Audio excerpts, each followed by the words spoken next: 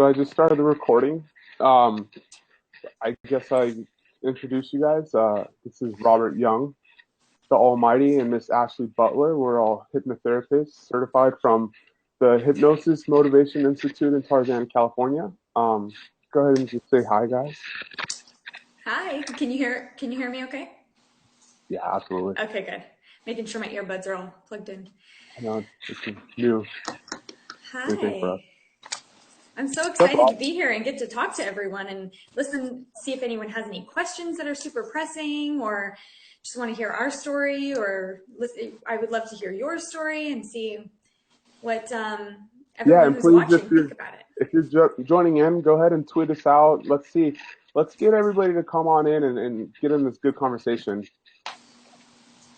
Hi, I'm Robert Young. I'm a certified hypnotherapist. I trained with both Robert Graves and Ashley Butler. Oh, there goes my camera. Uh-oh. And I'm a U.S. military veteran myself. Interested in going to HMI, and I ended up going to continue helping people. I specialize in post-traumatic stress disorder certification and just general self-improvement, behavior modification. Any questions you have, just feel free to ask. Ash. Hey, so my name is Ashley Butler. I came to HMI because this is going to sound deep, but I'm just going to go super easy on it. My mom got super sick and was diagnosed with cancer, and I really was going crazy trying to help her, knowing that we have control over our body and our mind. And so I really wanted to help her get control of her pain. And I was reading books like crazy. I was reading a book called You Are the Placebo by Dr. Joe Dispenza. And he was talking about the placebo effect and neurologically and biologically why it works and how we can choose to use the placebo effect instead of just trying to trick our brain. So I found HMI and I have just never turned back. Unfortunately, my mom passed away last year and I was not really able to help her as much as I wanted to with her pain and with her progress. By the time I learned enough to know, how to help her, she was on too many meds and she was pretty much too far gone. So I did what I could, but now I'm super excited about being able to get to other people before they're too far gone, like my mom. And I'm excited about educating people who grew up in religious backgrounds, specifically Christians and Catholics. I grew up in a Christian home, and I'm so excited that this is totally, hypnosis sounds scary, but it's totally not against the Bible. And I've been like reading my Bible like crazy and highlighting verses and trying to bring it all together. And I'm super excited to bring the scripture and bring the power of our mind together as one and be able to use all of the resources that God has given us. Yeah, that's That sounds great. That's awesome. And I have some more to say about that because Ashley and I have talked about this kind of off air, and I'm really excited for her to get moving into that direction because it's out of the box thinking. We're a new age of people, and it's amazing, and you're going to help a lot of people, Ashley. And I'd love to just watch you walk on that journey. And kind of similar to my story, or kind of similar to Rob's story, I served 10 years in the Marine Corps from September 11th, 2000 to February 2010. So I was in a time of peace and a time of war. And I was telling a buddy today that the Marine, I said, enjoy it now. He's still in. I said, enjoy it now because, these are the best days of your life. And I had always thought I was going to be a high school guidance counselor. And in fact, I didn't do this on purpose, but some of the degrees on the wall are, psych degrees. And, I majored in psychology, and my interest in hypnotherapy was more of a scientific aspect, not so much the spiritual side of it. Again, I wanted to be a high school guidance counselor, and unfortunately, I'm sure that as we continue to do this, you'll hear that story. But unfortunately, that wasn't the road I ended up going down. And what happened was a friend of mine decided to tell me, pursue life coaching. And so when I looked into life coaching, the life coaches that were successful had hypnotherapy backgrounds, and so I looked into hypnotherapy, and it all just kind of happened where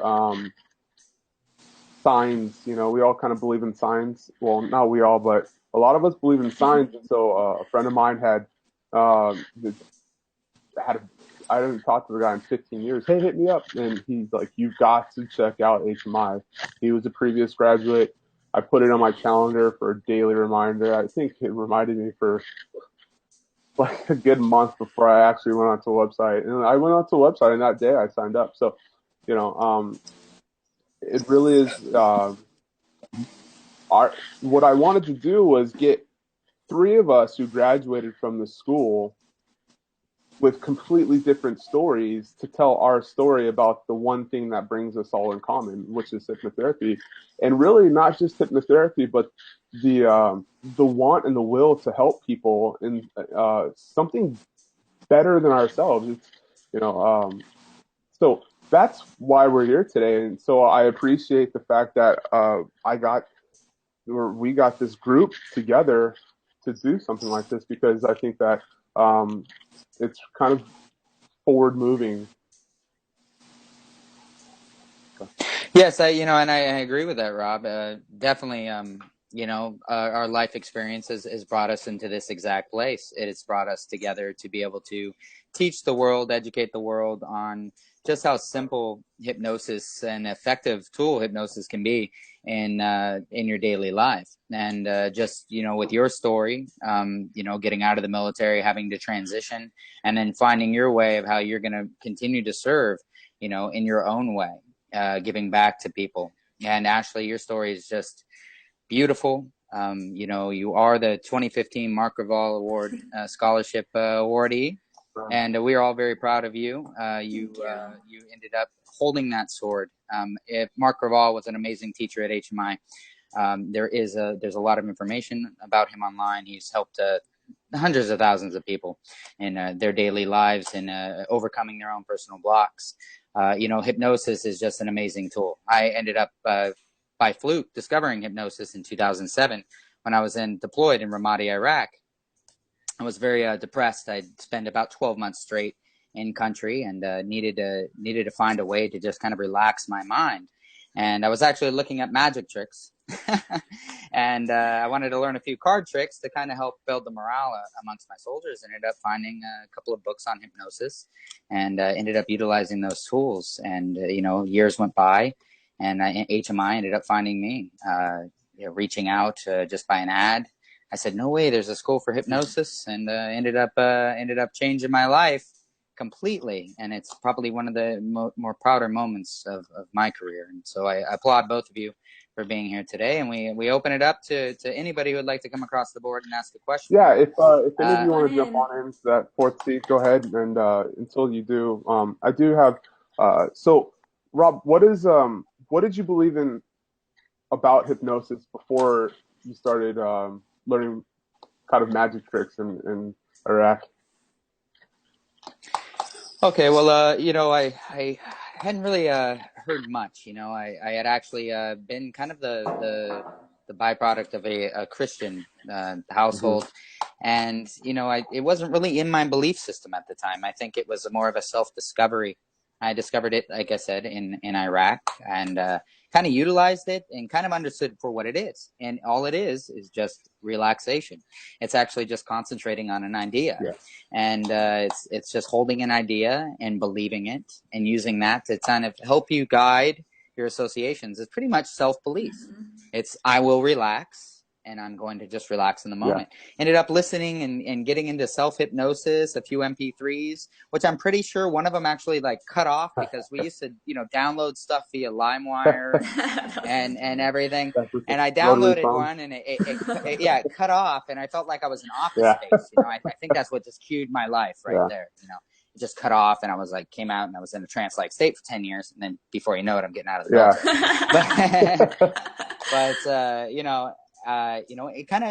It kind of went away after a while. I kind of got back into the military style, and it kind of went, into this sort of, wasn't really thinking about it consciously. And then it was when I got out of the military and went to film school, and I kind of had like an experience where I was just driving up to training. I was in the reserves for my last year, and I actually turned on Coast to Coast AM. It's just an amazing radio program that plays night after night. And I was listening to something, and we were talking about past life regression, and I just had this awakening to see. It was fascinating how they used, visualization, and really just helping people understand that, the ultimate answers to life are within themselves. And that kind of cued my interest back into it. And I was like, almost quit film school, but I finished, and then I ended up going to HMI. So yeah, it's been a definite journey. And if Ashley wants to go ahead and give us the definition and maybe talk about what hypnosis is, that'd be great. I would love to. I'd love to. So basically, hypnosis is just a focused state of mind and a relaxed state of body that allows us to bypass the critical area of the mind, the one that's constantly deciding what is known and what is not known for you. And we're able to bypass this critical area and go directly to the subconscious to immediately change beliefs. And so you can see the world in a different way than you have been able to see it, or that sometimes you can logically see the world in a certain way, but you have this gut feeling where it's like, oh, I know I shouldn't be eating that piece of chocolate cake, but for some reason you just can't help it, Well, the great thing is that you can. I know, it is so good. Actually, this is a good conversation because I have a huge bowl of candy over there waiting for those kids tomorrow, and it is so hard for me not to touch it. So I'm telling you, it's actually really it's a beneficial way that our brain was designed and our body was designed to help benefit us in an amazing way that I am shocked that more people don't know about this and more people don't use it and explore it, because it's just like I feel like this is like the next evolutionary process in human beings, like it's just like I feel like it's crazy. Well, it's funny that you say you wish it's kind of out there that we don't think more people know about this, and it's funny because that was kind of my thing, right? And I think the three of us can kind of attest to this. Throughout life, up until our 20s, our 30s, whatever it was, stuff happened. When we'll talk about the law of attraction, things happened that we couldn't really explain at the time. I need some money, and you find some money in your pocket from last fall or something. Hypnosis has been around since the fire dancers and the Mayans, and that's I'm gonna bring in Shelby, but hi Shelby. All right, come on Shelby. Hi Shelby. Yes, Shelby sings for you. Hi. Hello. Hello, good to see you. How you doing? All right. Good. What do you have going on? Nothing. I was performing a show over on Periscope, but I stopped. I only did a couple of songs. Okay. Oh, nice. Do you have any experience with hypnosis? Have you ever been hypnotized before? No, but the thing is, I don't know how this sounds, but I would love to be, because I like to perform and I'm scared to death to get on stage. That's weird, but it's really? Yeah. Mm-hmm. There's a whole list of things that hypnosis is great for, and one of them is performance anxiety, and there's a whole modality, a list of modalities that we go through, and that's a huge area, especially being right here in Los Angeles. People come in for that all the time. Wow, you're in Los Angeles. I love California. I'm all the way over in Orlando. So. All right. Hey, Shelby, you say that you haven't been hypnotized before, but that is actually it's really far from the truth. You actually and you didn't even know it. They're really close to the truth. You have been hypnotized before. Now, you said you play music? Yes, sir. Uh-huh. Okay, so listening to a song, when you listen to a song, you ever get really into the song and it starts to cue memories and starts to give you a good feeling on the inside and kind of you associate that moment with that song? You've obviously done that before, right? Yes. Uh-huh. All right. Well, just now, actually. Yeah, there you go. See, you were just actually in a state of hypnosis. Actually, it's hypnosis is just so natural. Let me just say this. I'm not saying I'm good. I just say I try. I just do it. Yeah, but I got 72 followers, so I must be doing Nice. something right. Hey, there you go. Yeah, and it's so it's like, you go through each day, and we actually enter several different forms of hypnosis, up to about 5 to 7 times per day. Naturally, we'll go into hypnosis. If you ever seen a movie, got angry, been sad, felt frustrated, those are thoughts and ideas and words coming off the screen, and they're giving you an emotional response. Yeah, I'm not getting political here, or how you say it, but yeah, I was watching the Republican debate the other night, and that irritated me, not because of them, but because of the media, what they was doing to them. And I'm not a Republican, but it bothered me. So yeah. Well, there you go. So you were watching TV, and you were actually caught up in that moment. You were caught up in that moment. That's a natural state of hypnosis. What do you normally do before you sing in front of people? Say a prayer. A prayer. Okay, so you don't have to say the whole thing, but give me like a gist of what you're asking for in the prayer. To help me make it through the song, help me remember the song, help me, actually have people feel it. Like, because when I do a song, I perform it, I feel it, and I want the people to feel it. And if you can feel it, then I've done my job right. But if you can't feel it, I didn't do my job right. So that's pretty much what I ask. So do you have confidence? Do you have the confidence to say that you know the song, and to not ask for help to remember the song, but more kind of have the power move through you to move people through your song? Oh, yes. Yeah. Well, yeah, I think so, yeah. Well, what I'm getting at is sometimes, and Ashley and Rob can tell you, but we have a limiting verbiage in our mind, right? When we pray for something like, I pray not to be poor, or, I hope people like me, then we're using what's already our negative knowns against us, right? So, chime in, guys, but what I think that you should do when you do pray is, first off, before you do anything, go ahead and close your eyes in a nice relaxed place and take 3 totally deep breaths in, starting to feel the air fill every hidden crevice in your body, in your lungs, in your heart, in your gut, and just take those 3 deep breaths, then say your prayer with positive words like, I will. Go ahead. Yeah, and what, like Robert's saying, when it comes to thoughts and ideas, we are most suggestible. That means we accept the most idea that we accept in life is an idea that comes from us. Somebody may tell us, hey, go to the store, and we'll say no. But if we tell ourselves to go to the store, what will happen? We'll go to the store, right? Because we're most suggestible to our own ideas. So we directly affect how we can feel any time of the day, in any way. If we say, oh, I'm feeling really nervous about this, that's more of a direct suggestion.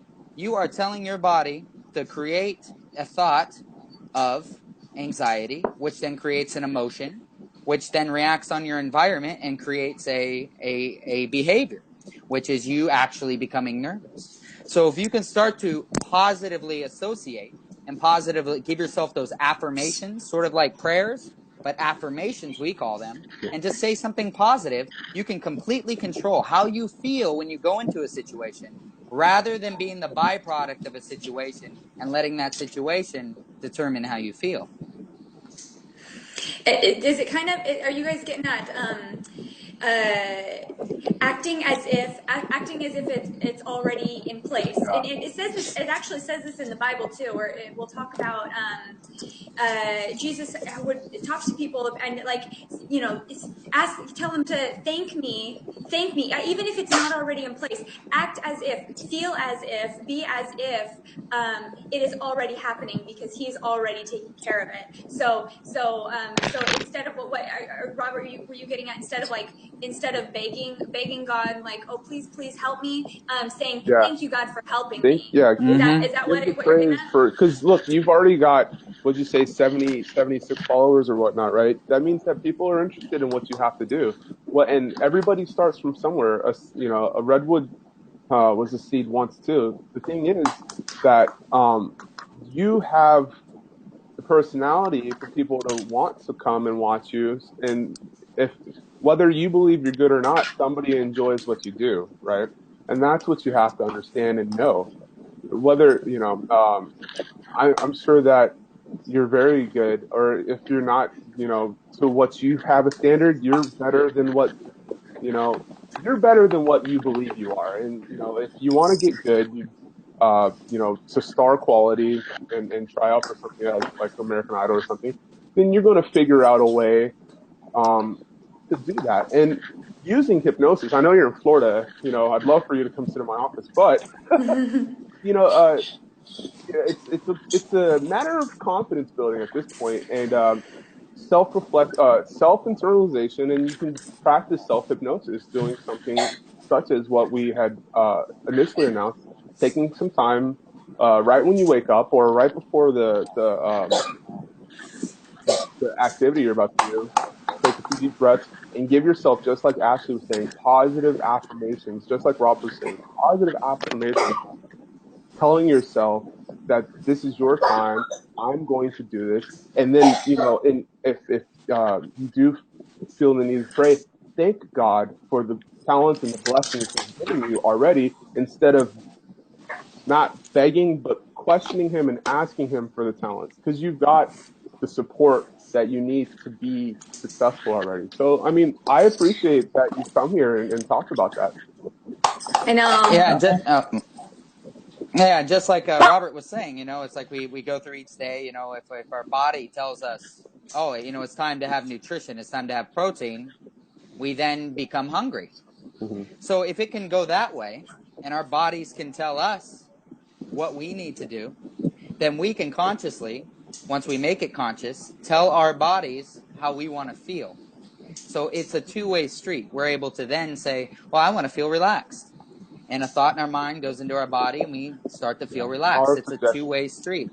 If our bodies can do that, we can do that to our bodies. It's simple. Shelby, what do you feel when you are done playing and you played like a really awesome show, and you can look out into the audience and you can see on people's faces like how much they felt it and how much they really got your music? What does that feel like to you? What does that do for you on the inside? Okay, I liken it to, I've never done drugs, but I liken it to being high, but being a good high.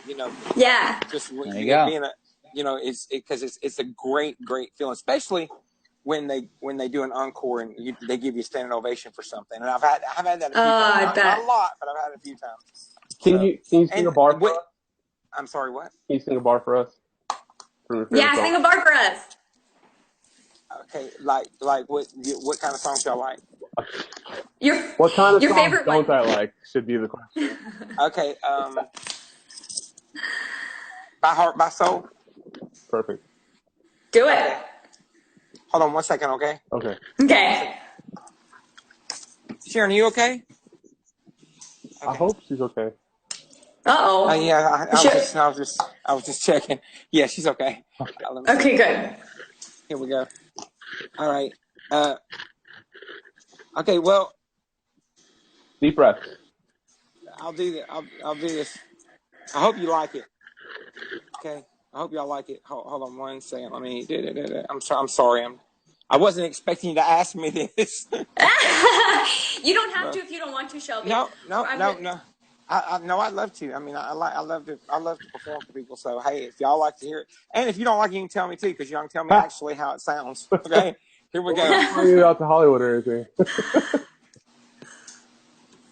Okay. All right. I got the whole. Where's the thing? Okay, here we go. I'm ready. Hold on 1 second. I promise I'm doing this right now. Okay. Here we go.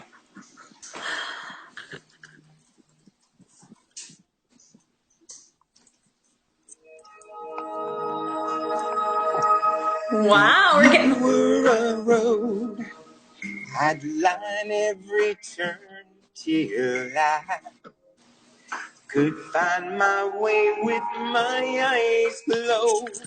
If you were a song, I'd sing along till I knew every word and every note. You are everything to me, a mystery. You're the love I live to see. By heart, my soul, that's how I want to know you. Keep you as close as breath is to life. Wanna watch your love unfold. My heart, my soul. There you go. All right.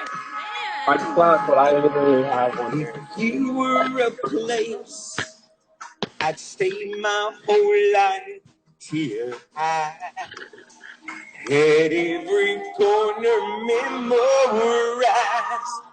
And if you were a star, I'd follow you home. You would be the light that is my only guide. You are everything to me, my A to Z. And your love in me will live eternally. By heart, by soul, Into it. that's how I want to know you. Keep you as close as breath is to life. Wanna watch your love unfold. My heart, my soul, I wanna know you inside and out. Better than I even know myself.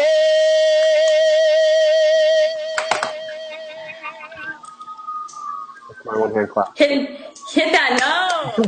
Yay! My soul, that's how I want to know you. Hey, Good got the job. Well, I'm sorry, hold on a second. okay. Okay, I'm sorry. Hey, that was You really got it. great. Great job. Shelby. Definitely Oh, thanks. some confidence right there.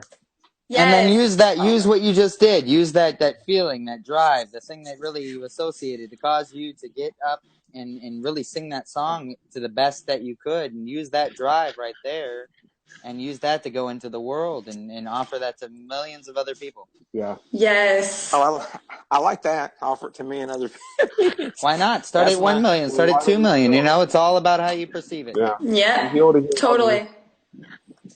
Well, Shelby, thanks for joining us. Do you have any more questions? Oh no, I'm good. But y'all helped me quite a bit. I'm sorry I went further in that song, but I was trying to get to a certain It's quite point. all right. So anyway, No, it was good. It was good. You hit that note like Feeling great. it. Totally thanks. hit that. Well, you got my thing. Like I said, I do shows on Periscope. That's the only one I know to do it on. But I do it on Periscope. But if y'all ever get on there, Shelby sings for you. Shelby sings for you, and y'all get on there, and then Add you I right will. here. Right. There we go. Yeah. But anyway, thank y'all very much. Thanks Hey, for no Awesome. problem. Go ahead and Thank you, Shelby. follow us, friend us, and next time we're on, come in, have a question, sing a song. Yeah. Okay, thanks so much. There we go. See Have a you great later, night. Shelby. Oh, okay. You're from LA. Where are you from? I'm from. We're all from LA. We're all from y'all Los are- Angeles. Yeah. Wow, man. See, I love it. That's my favorite place. Yeah, I love I've been out Disney there World. What can I twice. say? I love Florida too. So Florida's down like there in LA, that. but Beautiful. and stickier. Stickier. I'll trade you. I like LA a lot better than Florida. I mean, I like Florida. Don't get me wrong, but I do like LA. And one of these days, I'm going to be out there because I'm going to be doing. That's right. One of these days. There we go. Just keep the dream alive and just take it a day at a time. My. And give what you can. Uh-oh, did Robert freeze Rob up? froze up. Uh-oh, all right. Okay. Stay motivated, Shelby. I will. Thanks so much. Good job, Talk to y'all later. Shelby. Thank Thanks. you. Bye. Bye-bye. Bye. Well, That's so much fun. I'm so glad that he sang for us. It's like we just got a concert. yeah. Where's my popcorn? I know. You're recording this. You're recording Of course, this, right? it's recording. Okay, Yes. Good. All right, let's open it up to Notorious ARP. If you'd like to come on, we can probably talk and discuss some pain management perspective. How does hypnosis work from a pain management? The question is, how does hypnosis work from a pain management perspective? How soon can one find relief? How often should one return? Well, oh my gosh. Experience. You can find relief using hypnosis immediately. I've got to tell you, I used hypnosis on my 18-year-old cousin who it was like my very first ever session. I had never done this before. I was like, I don't even know what I'm doing. It was way back in the beginning. And she has nerve damage in her foot. And I used some of the techniques, and literally she says the rest, she hadn't had no pain in her foot for, years. And it was like the whole rest of the day, she didn't have pain. And she says, even after that, I gave her anchors. So every time she thought about a word, and every time she would see something, then it would like remind her body to, oh, this pain isn't important. What's important right now is this conversation that I'm having, or, what's important right now is the fact that I'm driving this car. And so that's what I need to focus on. I don't need to focus on the pain. It just puts it down a couple layers in your subconscious. And so she got relief immediately. And it continued. It was like it gradually came back. And it's something that, there are neural pathways in your brain. So it's like a habit that you're forming. So you would, every time you use these anchors, it creates that what I think Tony Robbins or something, he says, neurons are fired together. They're wired together. Yeah. Yes. So it becomes more and more permanent. And, so definitely it's definitely an ongoing session if it's something with chronic pain, but you can definitely get relief, even just in the first session, even if it's just a little bit, it definitely helps. Yeah.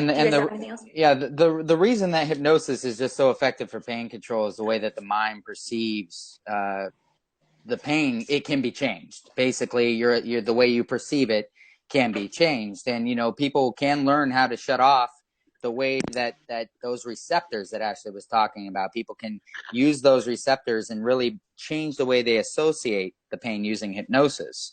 We can teach clients to control how they can change their thoughts and perceptions to physical reactions that they have. It's not to say that you can't just, go to a hypnotist and say, oh, hey, I broke my leg yesterday. I need to not feel that. No, you still need to use hypnosis. The best of the East and the best of the West, Western medicine work great together, because, it's been proven that with hypnosis and by changing associations to pain, the body can actually start to kind of recover faster, because you're not so much harping on the idea that, oh, this pain's here, it's here, you keep telling yourself that. So it's been an effective tool to be used in in terms of helping people cope with pain, other than pain medication and pain remedies, but being able to just use the power of the mind and the way that they perceive it and changing that association. And I always think, go for it, Coach. Okay, well, kind of on the same path. The question, to answer the question on how soon can one find relief and how often one should return, hypnotherapists use tools just like, I don't want to say, well, like a doctor goes in and he might use 3 different ways to diagnose a problem or help you heal a problem, or maybe 3 different medications to heal. Hypnotherapy, we have different tools too. For instance, a control room. We'd create a control. We help you create a control room in your mind where you can dial down pain, or we might just tell you right off the bat, depending on your suggestibility type, that you will feel no pain and tell you how to control that pain. So there's different tools that we use in our process as well. So if one tool doesn't work on session 1, or if it worked a little bit, we can actually try different tools throughout the process until you actually feel better.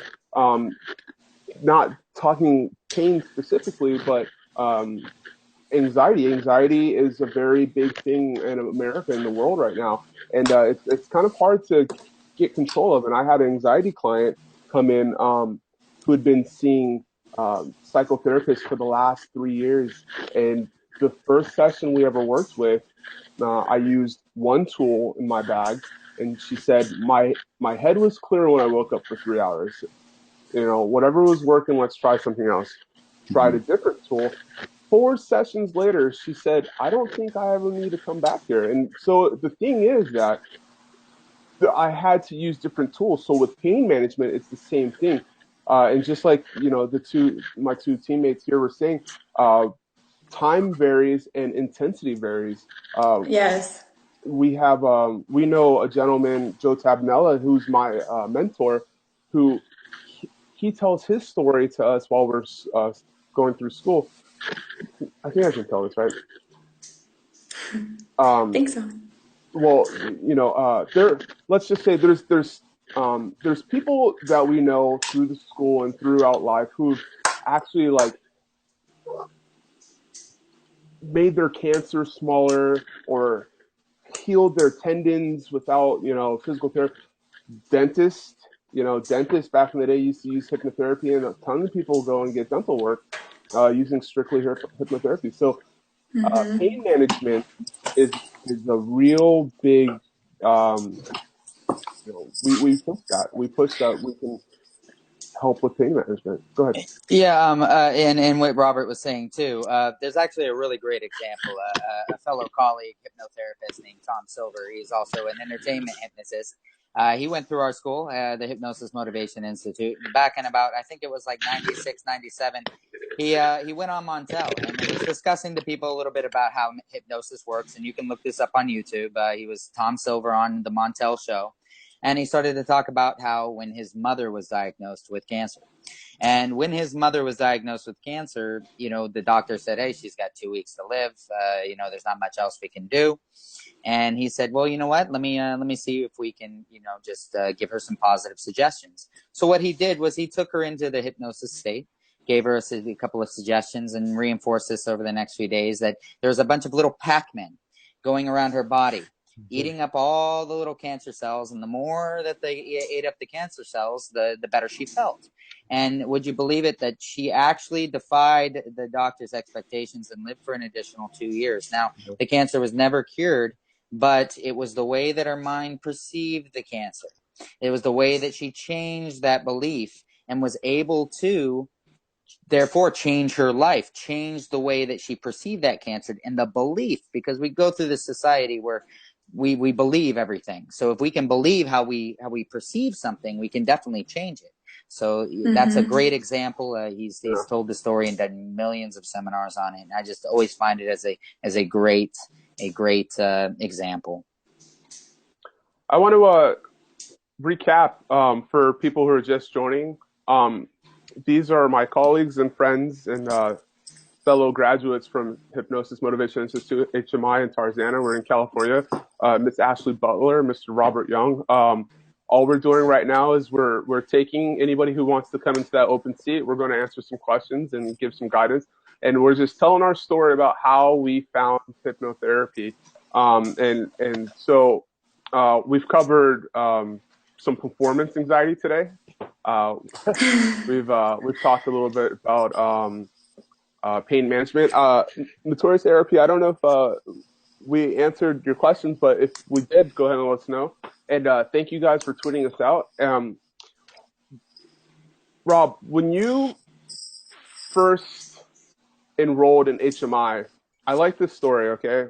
When you first enrolled in HMI, can you please tell us what you thought you were going to get out of it?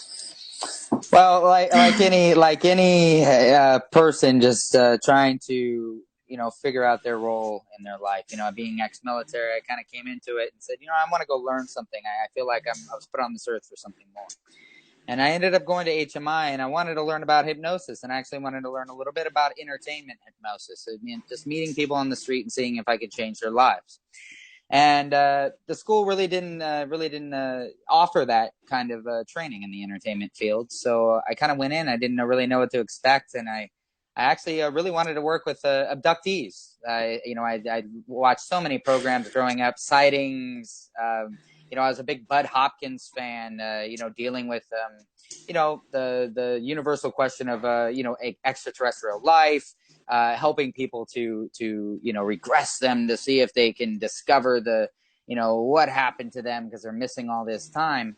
And I slowly, discovered that there was there's a better calling that was more offering to me. And it slowly faded, and we don't really do regression. It's actually one of the most contested things because there's a lot of stuff that our mind protects us from, and there's also things that can arise from it, false thoughts appearing real, and it seemed like I would love to work with anybody. I don't discount anybody's thoughts or belief system for that matter. But, just helping the people learn how to cope with it in a different way, but not so much, regressing them. I ended up becoming an NLP practitioner, which is neuro-linguistic programming. It's basically a set thought pattern of how us as humans react to our environments and go about with our learning strategies. Ended up getting into pain management, a little bit of energy work theory, and just really enjoy just helping people. I'm a public speaker. I enjoy helping people just overcome their blocks, and it's really there isn't anything that I will ever turn away, because as I am just as important to myself, I know that other people are just as important to themselves as I feel I'm important to myself, so I should give that the benefit of the doubt. And the HMI really changed my life. I'm now I'm actually an employee at the college. I work at the college, and it's just changed my life. And I love changing and helping people get through the day. That's a little bit about where I came from, but totally 180 that. But it's definitely been a blessing. Yeah, that's good. We have some questions going on. Yeah. So let's see. We have, let's start from the beginning. Using hypnosis for focus. I think that was the first one that came on. Hypnosis for focus. Okay, so we can talk a little bit about that.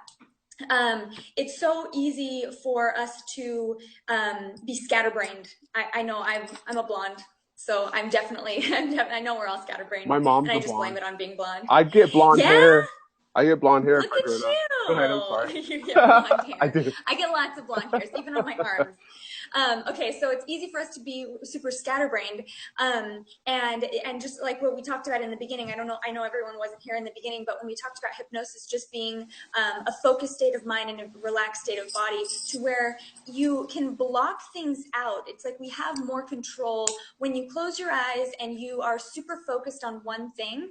You have more control over what's coming in and what's going out and what's happening than if you have all of our senses. They say that if I'm not mistaken, they say that we get, between all of our senses, we have over 60,000 bits of information per day that comes into our body that needs to be perceived. Yeah. So we try to decide. Our conscious mind and our subconscious mind together tries to decide what's important information and what's not important. So with pain and with focus, like let's say you want to focus on a test, even if you consciously are thinking, this is where I want to focus on, if you can get yourself in that relaxed state of mind and just learn to block those other things out, hypnosis can really help you just once you decide what is important to focus on, it helps you be able to block everything else out. Okay. Well, anything else you want to add? Yeah. I like to add on that. Actually, the key to focus is actually determining which way you want to focus on something. Utilizing neuro-linguistic programming was amazing because it took a couple of graduates from John Grinder and Richard Bandler, Bandler and Grinder, and they went and modeled a bunch of different therapists because they heard about all these therapy modalities coming out of the West and in the desert, and they went down there and they looked into all these different things and actually came up with a program of how the brain operates. And we're all pretty similar, but there's different learning styles. And what this gets into is if somebody can't focus on something, let's say I'm sitting in a classroom, I'm looking at a whiteboard, and the teacher's writing something, and I just don't get it. I can see it, but I don't get it. Because there's 3 different types of learning styles. One is very visual people. These people have to see it. So that would work for somebody looking at a whiteboard. They're actually seeing what the teacher's the message that's trying to be conveyed up on the whiteboard. But then we have people that need to hear it. They process everything in their environment through what they hear.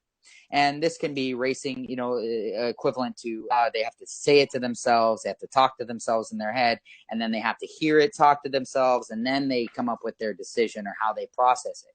And then there's people that actually have to do it. And those are the people we call kinesthetic. They're the people that have to do it. They have to have hands-on learning. So determining what learning style you are, and there's really great books on this out there. There's one called by Marsha Connor called Learn More Now. It was one of my first books I ever read, and she went into each learning style. Yeah. Well, no, not ever, but just when I was in the military, I picked it up, and it all made sense when I started to get into neuro-linguistic programming. There's people that are more visual; they need to learn it visually. There's people that need to hear it; they need to really listen to it. I'm a hands-on guy. And the more the kinesthetics. But we can learn to adapt in our environment and utilize more than the other. But it's just really determining how you learn and how you want to learn, and then utilizing that and exploiting that to be able to get what you want, to be able to focus on an idea. It's interesting that we're talking about focus, because right now I'm actually last week I turned in my my grad school application to get my master's in sports psychology, because what I end up wanting to do, I'd like to be a focus coach for sports. Tons of athletes right now utilize focus training, especially with NLP. NLP, to kind of give everybody a very small run through what NLP that Paul Tells was talking about. NLP is neuro-linguistic programming, and it's a behavior modification that you do outside of hypnosis. You don't have to be put under it. It's right on the spot. It's quick. It's for minor problems, and you can work on major stuff, but it takes a little longer. But with NLP and focus training, you have athletes like Tiger Woods who use this.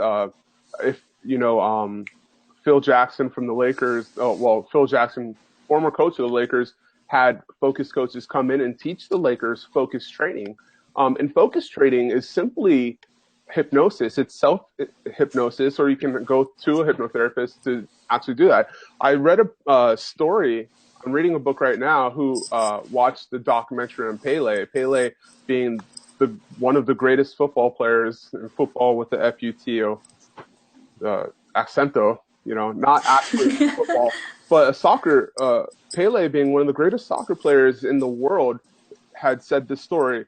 Every time before a game, he would go in the corner and put his head on a pillow, and then he'd turn off the lights, and he would take a few deep breaths and get himself into the state that's ready to focus, okay? And what he would do is he would remember a time when he was a kid, his happiest moments when he was a kid playing soccer, football, on the beaches with his friends. And then he would hold on to the feeling. He wouldn't just remember, he would hold on to that feeling. Whatever emotions and feelings that brought up, that's what he would do. And then he would look into every great feat that he did in his career, whether it was, high school trophies, make a specific team. Every positive area in his soccer career, he would look at, and he would use that, and he would collect those feelings. And then he would see himself playing the game he was about to play, juke moves or passing, take shots, and he would already have played the game. And this is what Phil Jackson taught the Lakers to do, and this is why they were a three-time champion under him, four-time champion under him, because people like Kobe and Meta World Peace, they used this focus training to focus on the game. And this is the same for public speakers. Teachers do focus training. It's about seeing yourself do the action before you've actually done the action. Marathon runners and motorcyclists and track runners, they've already ran um, those events before they go. So focus, you can literally turn your brain off and tell it to quiet down and do what you say. And that's what we mean by focus training. I've become scattered by overpromising now that yeah. Focus training is key to athletic success. Focus training is huge, guys. And,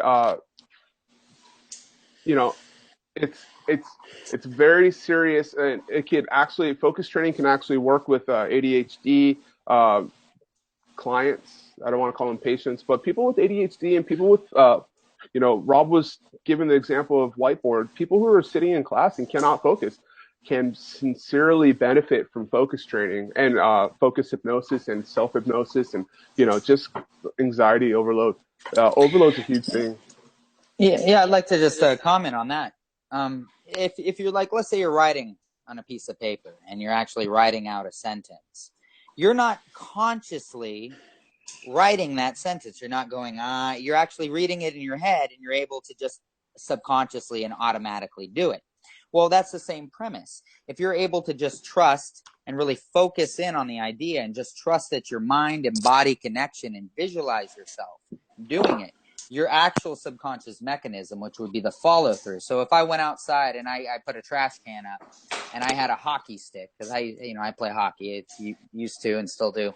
And if I just, would sit there and really think about it and say, I'm shooting and I've really got to think about it, instead of just thinking about the goal at the end and really thinking about where do I want to put the puck? Where do I want to put the ball? I want to put it into the trash can and just visualize myself. My body will start to make those right connections. It's the same premise as muscle memory. You do something so many times, you don't really got to consciously think about it anymore. It becomes a subconscious mechanism. And focus training, it utilizes those aspects too.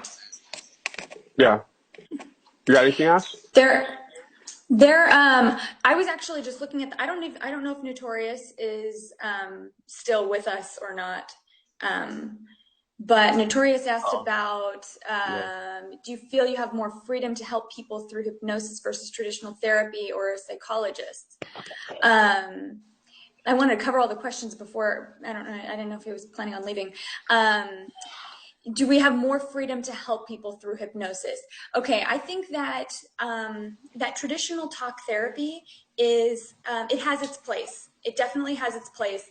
I think it usually is something that's more longer term because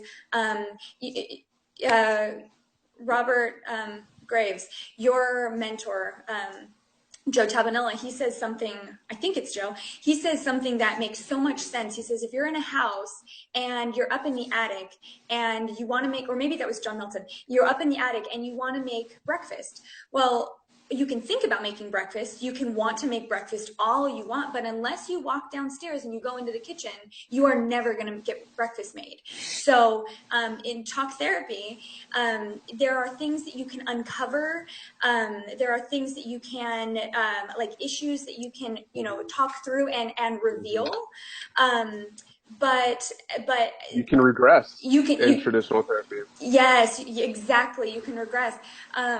So there are, talk therapy definitely has its place. I see a hypnotherapist and I see a regular cognitive therapist because in my cognitive therapy, I know, right? I'm going all out.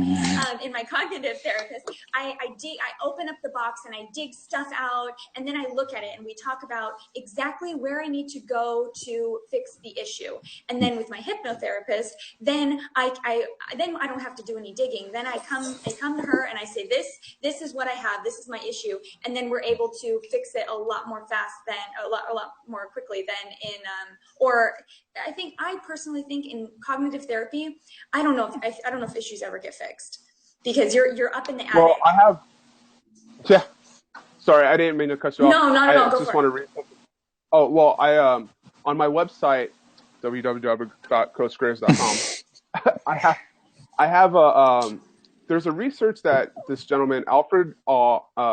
Barrios, did on the recovery rates for various modalities of therapy. Okay, so psychoanalysis can be expected to have a 38% recovery rate after approximately 600 sessions. Behavior therapy can be expected to have a 72% rate after an average of 22 sessions, and hypnotherapy can be expected to have a 93% recovery rate after an average of 6 sessions. And if you kind of remember my story about the anxiety patient who had said she'd been seeing a traditional therapist for the last 6 years, just like Ashley said, for different modalities or different, different problems that we have, issues, whatever you want to call them, those are the reason we would seek out a traditional therapist. Yeah, so like Robert was saying, he said that you go from 600 sessions to about 22 to about what, 10, right, Robert? Yeah, 6. Yeah. So what the behavioral therapy, and this is what they've actually started to use, especially with the military and the VA. They've actually gone from traditional talk therapy and now moved into a modality that kind of bridges the hypnosis side and the traditional side, and they call it CBT. They call it cognitive behavioral therapy. And what this does is it's just a form of talk therapy, but it's utilizing the neurolinguistic programming, kind of reframing, saying, well, we know this happened to you, but what are some of the positive things that come out of this? And then reassociating the way the person thinks about it and believes about it cognitively. And with hypnosis, you're able to work with it cognitively, and then you're able to really embed it into the subconscious mind. You're really able to use even more tools to be able to bring down that session time, to make somebody quit smoking, to make somebody overcome fears and phobias in less than under 10 sessions. Yeah, and one thing we do before any session is really ask the client that's sitting across from us, are you ready to let this go? Because a lot of people are not, and if I'll have Ashley explain secondary gain, but a lot of us are not ready to let stuff go. So a lot of people they enjoy going to traditional therapists because it's an outlet. Not everybody has somebody to talk to. So, traditional therapy can go, and that goes the same for hypnotherapists. People come to us sometimes just to go to sleep or just to have an ear to talk through and just feel good afterwards. But the thing is, lost my state of mind. The thing is that you have to allow yourself to let something go in order for either traditional or hypnotherapy to work. So, can you explain secondary gain for us? Totally. And actually that's going to explain why there's so many layers to my onion, where there's so many things that need to like come out first, because so you start digging, and then let's say I have a certain issue, let's just say, and then when I dig it out in cognitive therapy, I realize that I have a certain issue that's like, okay, let's just say, for example, there's a lady who they use this example, I think, in class. There's a lady who gets chronic migraines all the time. And she's been to the doctor. She doesn't have a tumor in her brain. There's nothing wrong with her. But she still seems to get chronic migraines. So when she gets these migraines, she, walks away from her husband and her kids and says, okay, mommy needs to go lay down. And she shuts the door, and the kids are not allowed to talk to her. And the husband has to keep them entertained, because that's her time to go through, her migraine thing. And so when you dig down to the bottom of it, they ended up finding out that she so badly, her subconscious, her body needed alone time, and it needed alone time where she did not feel guilty about stepping away from her family. If she just said, oh, I think I want to go and sit in the room by myself and read a book, then she would have had guilt about that.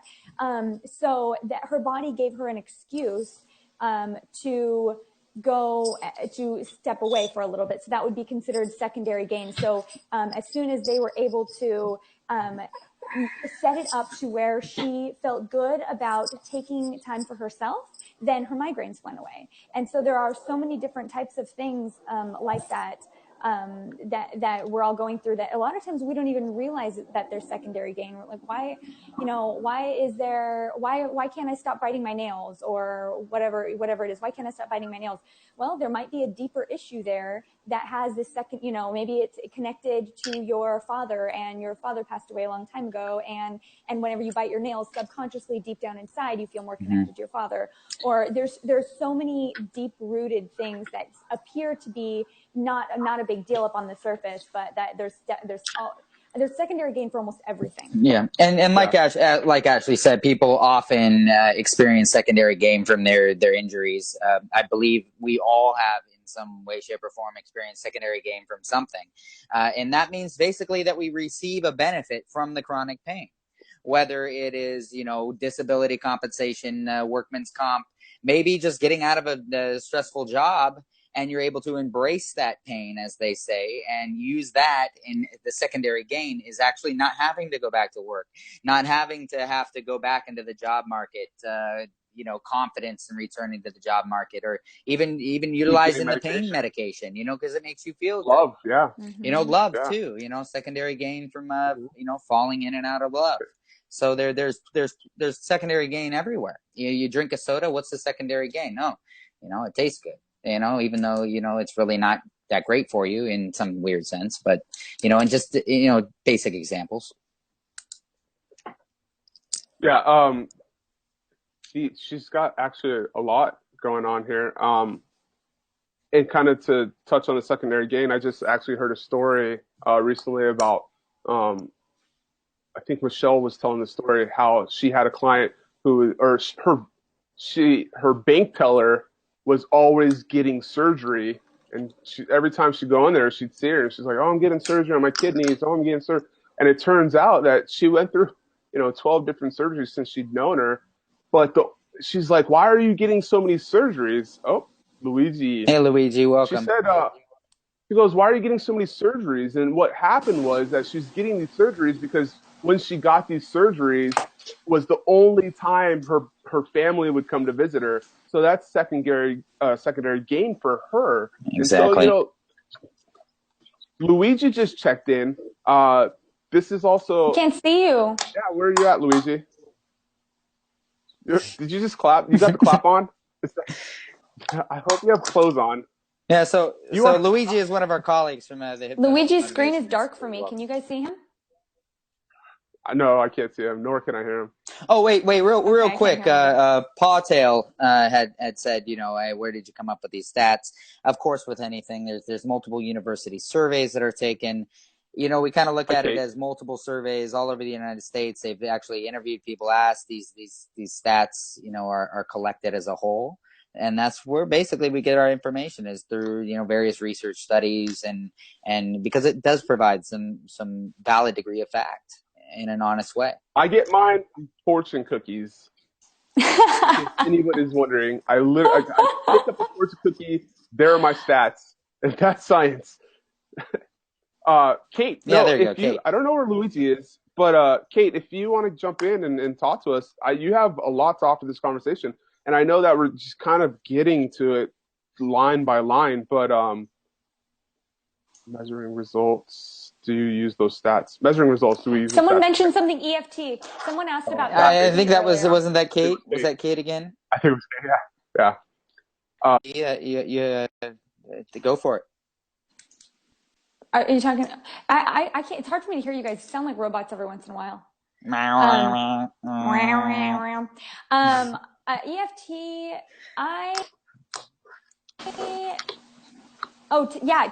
Tapping. Yeah, that's what it is. Tapping. I think its technical term is emotional freedom technique, and then they kind of shortened it to EFT and tapping, and that's. I don't know a ton about. I know that tapping, it works along the meridians. It's kind of like acupuncture and acupressure, but I would not be the best. You guys might know a little more about EFT than me. I don't use it that often. So basically, tapping, just like she said, it's a alternate form of acupuncture. Okay, and so with tapping, what happens is it's just like NLP. It's something very quick. You can use it right now if you needed to. And so if you needed some confidence, or you're going to a situation you don't know of, there's certain spots on your body, not just your head, your whole body.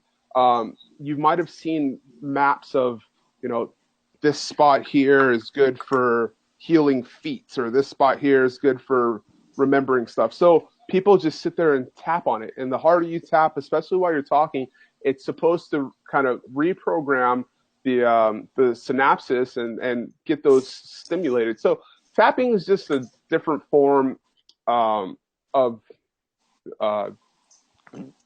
that. Does tapping work with the right and the left brain? Is that the whole thing? No clue. So okay. I'm sure I'm sure it does. It's like you ever, what is it, a carburetor? Like people are like, oh, your starter's not working, just hit it, they tell you just right. bang on your starter, get it working. The same with tapping. The concept is that you're tapping onto a nerve that's going to stimulate something else. So you're kicking that starter somewhere. You're tapping. Again, I don't want to I am not an expert on tapping, so if anybody's watching this in the future and they're like, hey, that's not what it is, you know what, I'm sorry right now. So but that is what I understand. Yeah, that's what I understand about tapping. Yeah, I'm not an expert on that either. I wish I knew. But it kind of reminds me a little bit about a book that I recently read called Walking Your Blues Away. And it's the same kind of thing where it works, and not necessarily tapping, but I feel like it's supposed to stimulate something about doing it on, like, because you do stuff on the right side, and I feel like it's supposed to stimulate both sides. Hi, Luigi. There he is. Hi. I was having I think that the clap on wasn't working. I don't know what it was. Okay. We can see you now. We can hear you too. Hey, Luigi, do you know about tapping? Okay, good. No. Can you hear us? Yeah, I can. Yeah, okay, well, there's a lot of useful information, and one of the useful sites that I go to kind of review about tapping and learn about the meridians and Chinese acupressure, modern psychology techniques is the Tapping Solution. That's what I refer people to. Want to learn a little bit more about tapping is the tappingsolution.com. It's one of the sites that just kind of pops up in your browser, kind of gives you some information and some background. It's a one of the first sites out. So yeah, check it out, look it up. It's an emotional freedom technique, or just look up tapping acupuncture. It's basically the same thing. It's something that you can do to yourself. You don't need to be pricking yourself with needles. You just kind of tap the thought away. So check that out, and it might be something that might find interesting. Hey Kate, real quick, I know you had asked. Oh no, I think Notorious ARP asked. Somebody had asked about pain management, and I know Luigi just joined us. I don't know if you heard us having that conversation, but I'll tell you, Luigi has had practice and experience in using hypnosis for pain management. And I don't want to get too big into his story, but Luigi, can you tell us as much as you want to tell us about that? Well, my wife has third stage liver disease, and she's been suffering pain, intense pain, since about August. And because she has liver disease, she doesn't want to take any kind of, painkiller or aspirin or anything like that, because she doesn't want to, exacerbate the liver condition. So I've been using hypnosis with her to help her sleep and get rid of the pain. Yeah. How's she receiving that? Excellent. Yeah. It's excellent. Yeah. And, I'll get a gauge on her, what's her level of pain, 7, 8, 9. And I can get it down anywhere from a 3 to 0. And she's able to sleep and get out of the day. That's awesome. That's great news. And, one of the modalities that we have is I went through a cancer, it's not a certification, but I've gone through a class for cancer clinic. And one of the big things we learn is pain management. And pain management is huge, because if you have somebody going through that liver disease or terminal cancer, or, lupus, MS, anything in that sense, some people have not a lot of time on this earth, and they know that. And sometimes they're scared to maybe travel to go see family. And so, they're not just coming to us for pain management. They're coming to us to kill some fears and phobias to live life. You know, people come to hypnosis not just to kind of baseline their lifestyle. They come to change their lifestyle and make things better for themselves and live again. People walk out of these offices alive. I can't tell you how many times that I hadn't believed in myself, and I get a text a week or two later telling me how much I've literally changed somebody's life. And it's rewarding, to say the least. So Definitely. yeah. You got it? Okay. Totally. What's your background before getting into hypnosis? It's like cutting out or something for me. Because I know if you're just tuning in once again, we've covered a lot today. Actually, we've gone over how we all got into hypnosis, how we all found HMI, our little backgrounds before HMI. Rob's tipping out. We've talked about pain management. We've talked about focus. Man, we've talked about a lot of stuff. But what did you, Luigi? What did you think that you were going to get into, and what did you get out of it? Like, what are the contrasts between before and after HMI? Well, I'll be honest with you. I had no intentions on doing hypnotherapy. I really was going to do stage hypnosis. And I had been asked by a few people, oh, can you help me stop smoking? Can you help me do this? And I had no idea where to begin. I just knew how to hypnotize and do, make people forget their names and can't find their belly buttons and stuff like that. And after, going to HMI, I have to tell you, man, it's been life-changing. It totally changed my whole perspective on everything. And the feeling that I get helping, people and just even helping my own family. It's an incredible feeling. I've totally flipped 180 on just doing stage hypnosis. Definitely into helping people because there's just something special. And I guess you'd call it selfish because it makes me good to help people. Yeah. I know that there's nothing wrong with being selfish in that aspect, right? It changed my life in so many ways that I didn't expect, just on personally, hypnosis, what I go through life now is night and day. The way that I perceive people, the way that I treat people, really, not too much away, but I feel so much better now that I've been exposed to hypnosis and been exposed to such a positive place. You don't want to leave. Yeah. Rob, Luigi was just saying how. Sorry about that. No, Luigi was just saying how HMI changed him and not, gave him the ability to change others. And so, do you feel the same way, Ashley? That it's changed you? Can you guys hear me? I can. Yeah. Yes. Oh. Yeah. Do you guys feel the same way that HMI has changed you? You got more out of HMI for yourself than you did. Totally. Yeah. Isn't that the key though? We really got to go through a process of positive change for ourselves before we can return that energy. They say that exactly. They say that you can't take your clients through a process that you haven't been through already. So we it's kind of our joy and our obligation if we want to help people to go through the process by ourselves. Ourselves first. All right, so I'm sorry if I'm cutting you guys off. You guys are like sounding like robots and stuff. It's all I don't know. Yeah, so you guys want to recap a little bit, and we'll just go over some people have just joined us.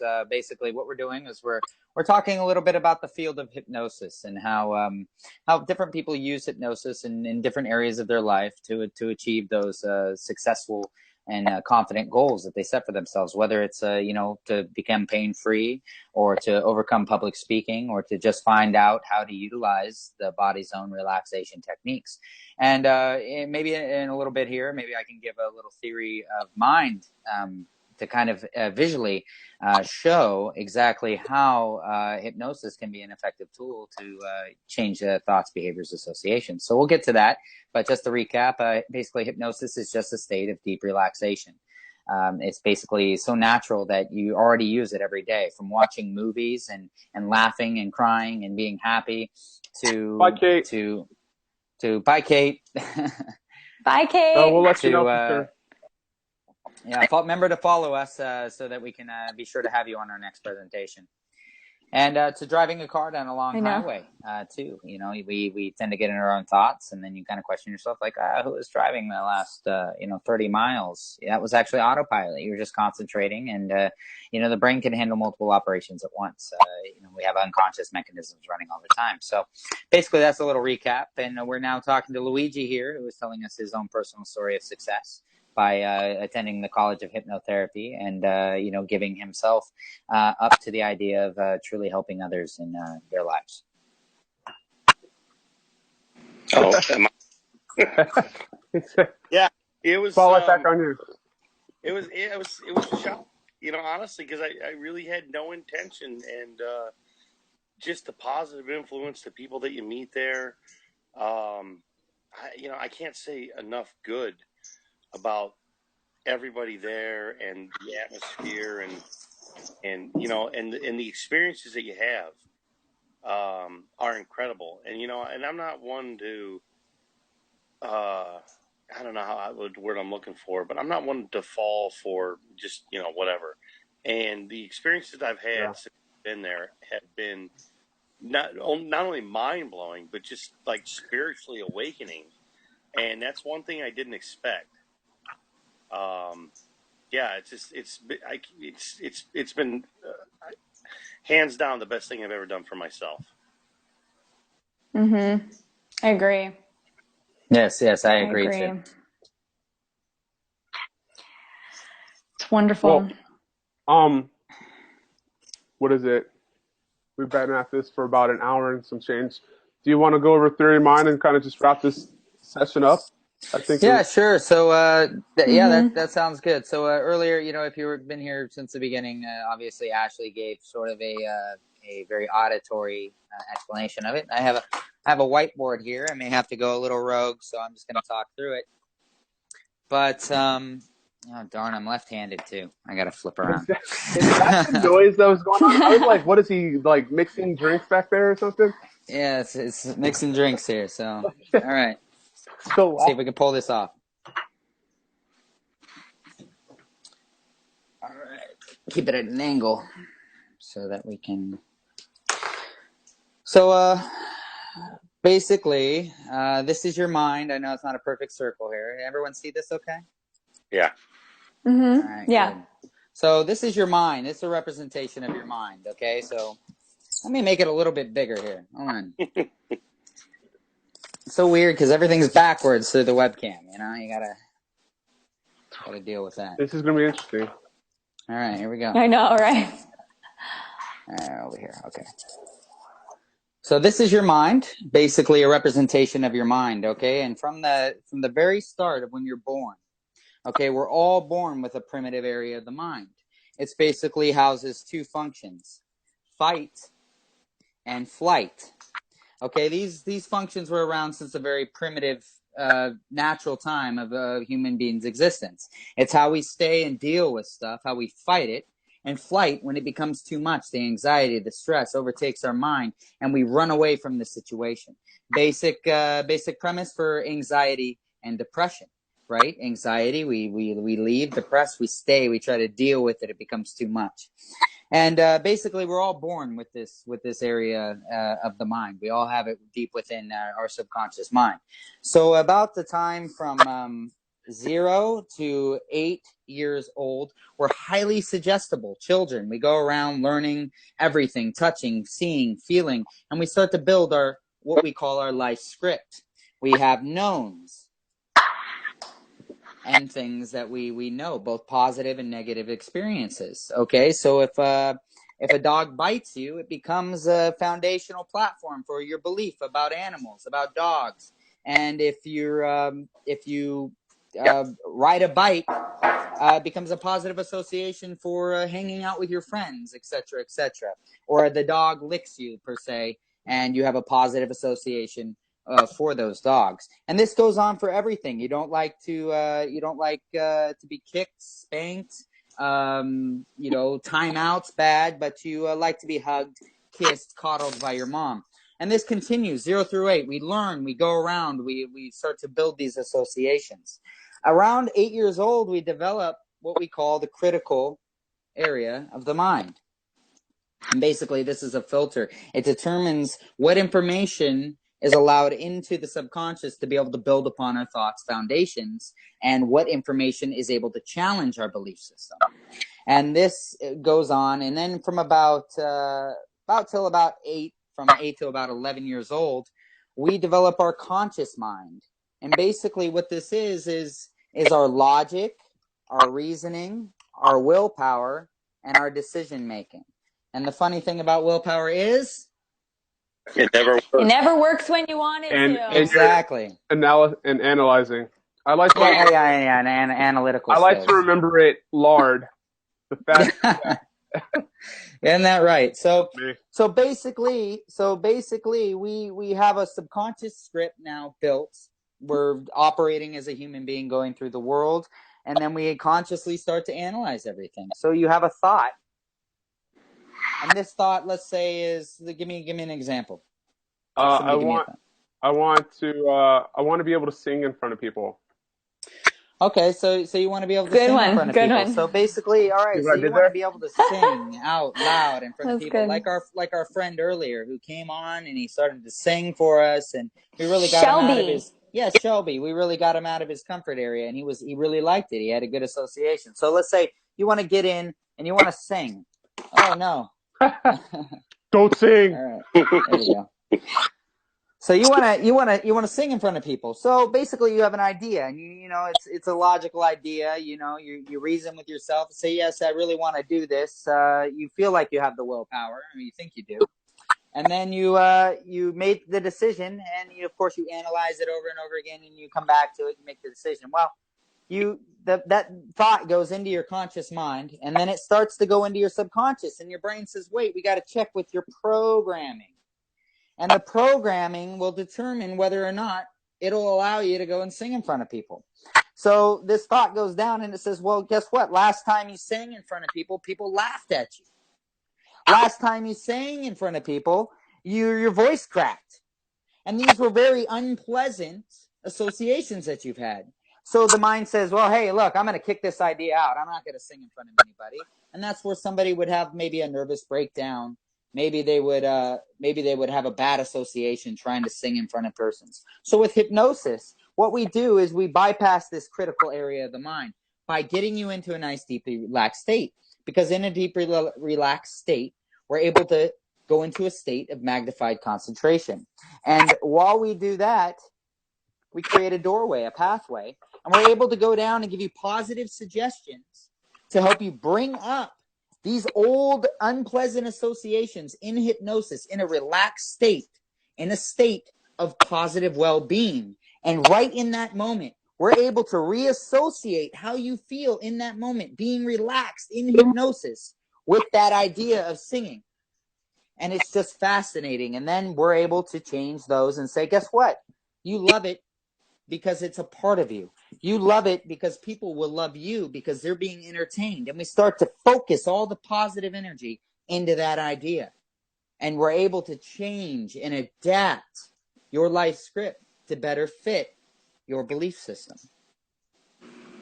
Yeah, and that is what we call the theory of mind.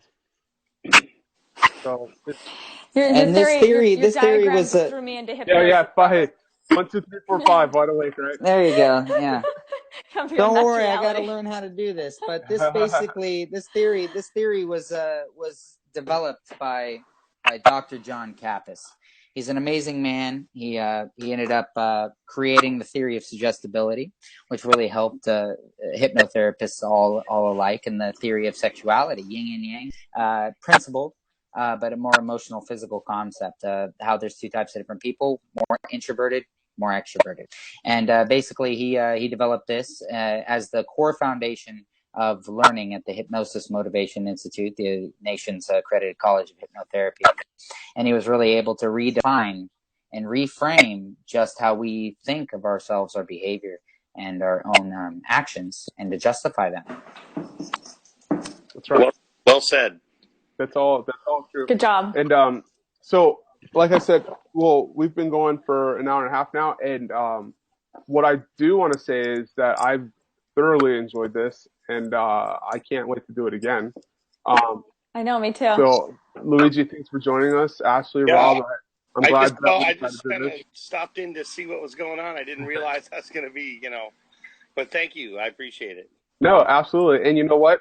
Let's make this as big as we want to make it. So, for everybody who's going to tune in to the replay, I hope that you thoroughly enjoy this. If you guys want to follow us and get the next time that we're up together, the Hypnosquad. So keep that going. If you guys if you have questions specifically for hypnosis, I think you can direct message us through our Twitter accounts. And go ahead. Yeah, post on Twitter. You can even post those questions on Twitter if you just have a second. Twitter is probably one of the fastest information exporting procedures that a human can do these days. Social media. So yeah, just post it on Twitter. Message us Facebook through live coaching. RobertYoungHypnosis.com. Ashley Butler, and of course Luigi. He probably has a site here he'd like to plug. I got a Twitter account at Luigi Detone. There we go. And just feel free to ask us. So we'll be doing this weekly, and we look forward to really sharing the information that is within us and our own minds to further help your avocational, vocational, and behavior needs. You got anything, Ash? Robert is good. He said it all. Yeah. Yeah, I don't know. I think you gave all of our info, right? Is it Ashley Butler Hypnosis.com? There you go. Yeah, that's right. Ashley Butler. At Hypnosis with Ashley. Hypnosis with Ashley. .com. Yeah. Hypnosiswithashley.com. I'm come and visit CoachGraves.com. And then do you guys want to plug your group? Yeah, RobertYoungHypnosis.com. Robert Young Hypnosis. At Luigi Detone. At Luigi Detone. No site up yet. He's like, I'm doing this via Twitter now. That's it. Therapy via Twitter. So who needs a website? No one needs a website. All right. Awesome. So, all right, guys. It was good chatting with you all. Have a happy Thanksgiving. Ashley, stay out of the candy. All right. Those are for the kids. All right. I know. I didn't know tomorrow is Thanksgiving. Happy Halloween. Halloween. Yeah. Hey. You're skipping You know what? holidays. That theory of mine put me under. There we go. That's what it's. I know. Me too. You did it to us. All right, guys. All right. I'll see you guys later. later. Have a great weekend, everyone. See you guys later. Bye.